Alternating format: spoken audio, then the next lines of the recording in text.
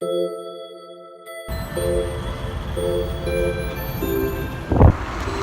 evening from the Champs-Élysées in Paris.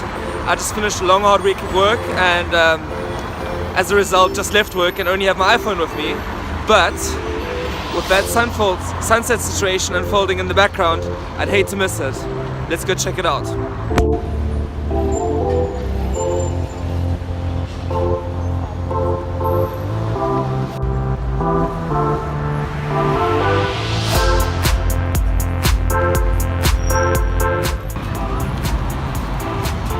Made it to the Arc de Triomphe, and this is a huge tourist hotspot. Check that out. The people are literally queuing to get their selfie in. I mean, of course it's a great angle, but you do face the Arc de Triomphe very face on, and makes for a bit of a boring angle because it's very two-dimensional. Let me show you the angle I much prefer. The traffic chaos is standard here. So I've walked a bit along the side of the arch, and I much prefer this angle. Reason being, instead of being so two-dimensional, you've got both sides of the arch, and as a three-dimensional object, it looks much greater in my opinion. Let's move into the Lightroom for mobile app and try to see if we can get a good photo. Okay, so on the iPhone, open up the Lightroom for mobile app. Move into the camera mode, and you'll see right away it's in Pro mode. This allows you to change the exposure, the shutter speed, and the ISO manually. I've opted for the lowest ISO, and the shutter speed is automatic.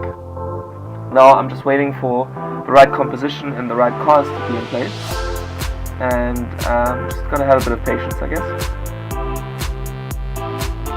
Taking the first shot, another one just to be safe, and yeah, that looks pretty good. I can work with this one. The great thing about the Lightroom for mobile app is, not only does it allow you to set the manual settings of the iPhone, i.e. ISO and shutter speed. Unfortunately you can't set aperture because the hardware is fixed aperture on your phone. So that's the great part, but the real game changer is that you can shoot in Adobe RAW format, which gives you a lot more freedom when it comes to the post-production process, as RAW files are a lot better to edit than JPEG files. From the screen recording which I took, you could see that first I tried to get a very low angle, as it gives for a much more interesting perspective than what you're used to from the eye angle. The other thing I tried to look out for is the traffic. I tried to wait for a gap in traffic where there weren't so many cars in the foreground to really make the arch stand out as the main subject. Let me know what you think.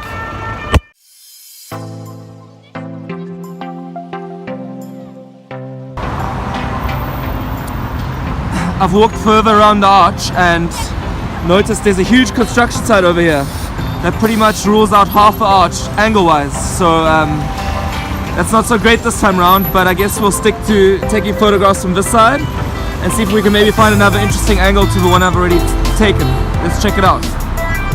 So I've walked around the arch just far enough to keep that three-dimensional shape of the arch, while the construction site being blocked now. Sunset's kind of past now and we're moving into the blue hour, which is makes for a bit of a different ambience, and you can see the lights of the arch starting to come on now, which adds a bit more character to the shot compared to the one we took at sunset. Let's see if that's any good.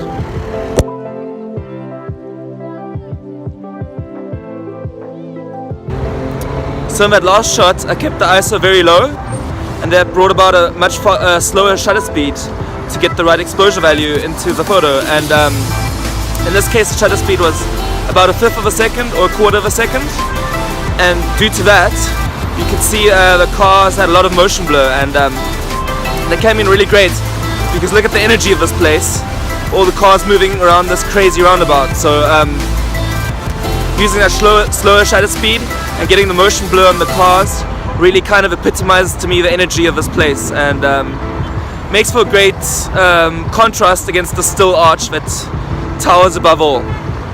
Let me know what you think of the photo I just took in the comments below. Would love to hear your opinion. The blue hour is starting to turn into night now, and with that I do feel you reach the limitations of the phone. Even if you use Adobe Lightroom and shoot in RAW, the results just wouldn't be really good. you have to start cranking the ISO on the small sensor, and you get very grainy photos. So instead, I'm gonna head back to the hotel, pick up the Canon DSLR and see if we can get some good night shots.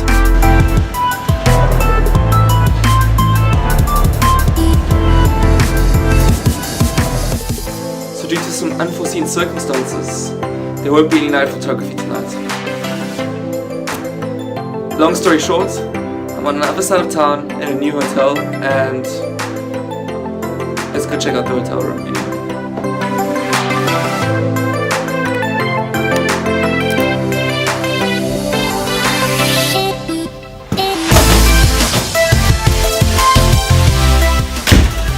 Let's do a hotel room tour.